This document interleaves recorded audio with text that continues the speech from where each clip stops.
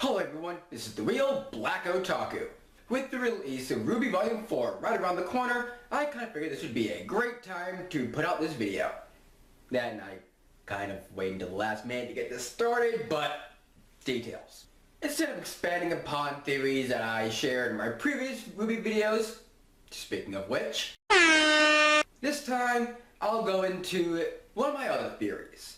I can go into my other theories, like how I think Blake was once in an abusive relationship with Adam, how I think Jean's going to die a martyr's death, probably involving fire, or how I think Raven killed Summer, and Ty and or Crow will eventually be forced to fight her. This time, I'll go into one of my other theories. One that I find to be a lot more interesting. Today's theory revolves around Professor Ozpin and the new kid on the block, Salem. Before I go into the heart of this theory, let's lay down some groundwork. For those who don't know, RWBY's characters have inspirations from various sources, ranging from fairy tales and mythology to internet memes and fucking ice cream. So what could Professor Ozpin's inspiration be? Your first thought might be the Wizard of Oz, and I think that might just be the case. Hell, Glinda the Good Witch is a less than subtle reference to Glinda the Good Witch of the North, and even Crow and Ironwood have referred to him simply as Oz. As for Salem, I think her name is a reference to the Salem witch trials. Beyond that, I don't know what her inspiration could be, especially considering it in her only appearance so far has only been 30 seconds. That is if you exclude the 12 minutes of narration. And yes, I counted. But in that time, I think I was able to figure out who she is and what role she plays in the overarching story. First thing I want to mention is her design, more specifically her face. When I first saw her face, I instantly thought Grimm. Here to account the context of her appearance, I have a feeling that she is the queen of the Grimm, or possibly some kind of super consciousness similar to what the Gravemind is for the Flood in Halo. Looking back at what she has narrated, I am fairly confident in this prediction. She seems to have knowledge about how things work in the world of Remnant. And if she is in fact involved with the existence of the Grimm, I mean she has been around for thousands of years, possibly predating humanity itself. While everything involving Salem might seem straightforward now, there is one thing that caught my attention.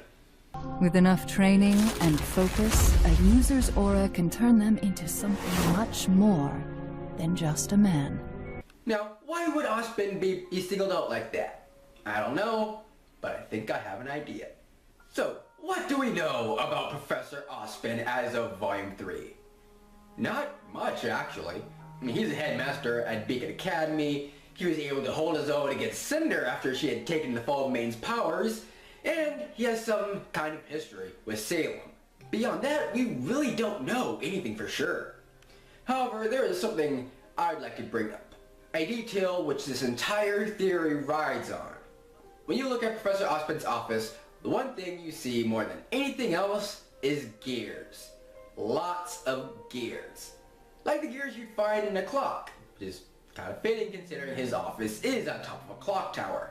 Now, why would so many gears be visible in his office? Is it a purely aesthetic choice? Is it another reference to the Wizard of Oz? Or is it something else entirely? I think I have an answer. The story of the Four Maidens as told through the world of Remnant I found to be rather interesting. When I first watched it, I thought it might be a story about the origins of Dust. And pretty much the rest of the fandom it made the connection between the Four Maidens and the Four Main Girls. The fact that Ozpin was the one narrating it, it reminded me a lot of that one scene in Shotgun Oshana when Old Man Compson tells Yoshida that one story which may or may not have been based on his own experience. If Ozpin is in fact the wizard in the story, that means he is immortal, or at the very least ages very slowly, most likely as a result of his semblance, as I alluded to earlier in the video.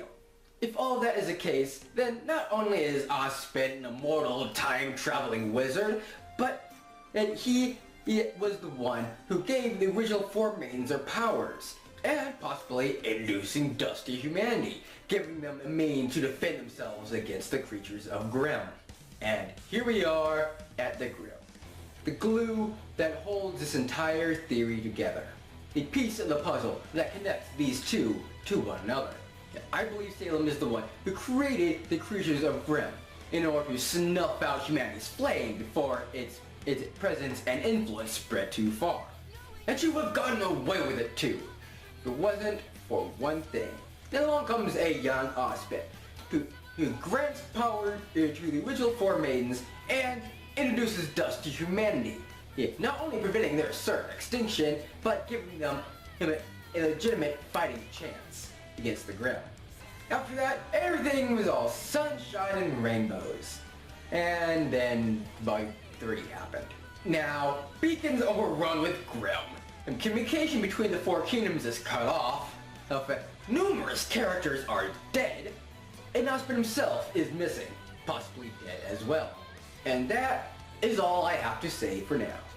I could expand upon this theory and explain how certain other characters are involved with it, including Crow, Cinder, or Ironwood, but that's a theory for another time. In the meantime, go ahead and tell me down in the comments some of your thoughts on these theories, and maybe some of your own theories if you have them. Till next time, this is the Real Black Otaku signing out. See ya.